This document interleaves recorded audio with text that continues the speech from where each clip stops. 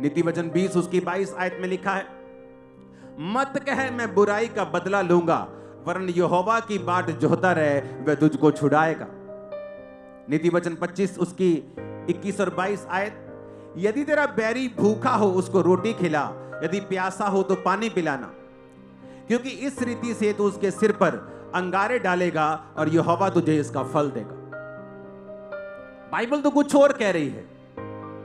और जब हम इस स्पिरिट में नहीं होते हैं, अगर मान लो मैं आके यहां पे गरम गरम बातें करूं तो आपके दिमाग में भी वही चीजें चली जाएंगी।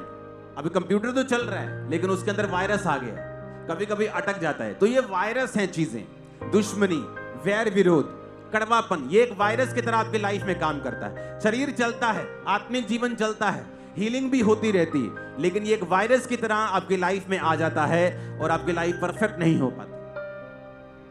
इसलिए परमेश्वर ने कहा तेरा बैरी भूखा हो तो उसे खाना खिला। जब ये मेरा विरोध हुआ, थोड़े दिन आपने मेरी टेस्टिमनी सुनी होगी, मेरे गोडाउन को किसी ने आग लगा दी।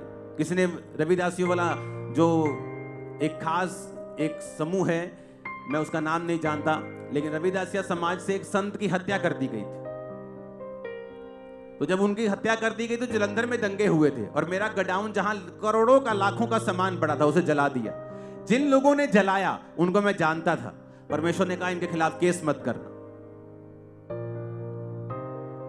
दुख हुआ बहुत, जिस काम की मैं गवाही देता था मेरी आंखों के सामने जल रही थी, लेकिन प्रभु का वचन कहता सब बातें मिलकर भलाई पैदा करती हैं। जो प्रभु यीशु से प्रेम करते हैं, माफ करना है, बैरी को सताना नहीं है। जो परसिक्यूट करे, परमेश्वर ने कहा जो सताए उसको, उसके लिए प्रार्थना करनी है। क्या हुआ कुछ सालों के बाद, पूरे 5 साल बाद परमेश्वर ने मेरी वाइफ उसी समाज से मुझे दी। आज जितनी ब्रांचेस आप खुलती हुई देख रहे हो ना, ये मेरी वाइफ का काम है।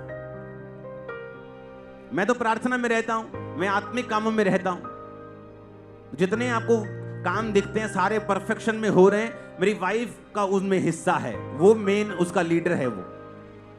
तो सोचो परमेश्वर ने मुझे क्या दिया उसी समाज से, जब मैंने उनको माफ कर दिया। बाइबल कहती, परमेश्वर कहता मैं तुम्हारा पलटा लूंगा, तुम्हें पलटा लेने की जरूरत नहीं। आप एक छोटे बच्चे हैं, आपको दुश्मन आपको थप्पड़ मारे, अगर आप उसको थप्पड़ मार भी देंगे, आपके छोटे छोटे हाथ कितना का थप्पड़ मार देंगे। सोचो आपका बाप जो 6 फुट का है और उसका हाथ 2.5 किलो का है, अपने सनी पाजी जैसा, सोचो अगर वो मारेंगे तो कैसा मजा आएगा।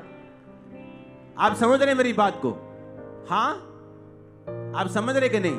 तो जब बाप मारेगा, बाप जवाब देगा, बाप पलटा लेगा, वो जबरदस्त लेगा, वो सारी उम्र की आपकी ब्लेसिंग होगी। हालेलुया।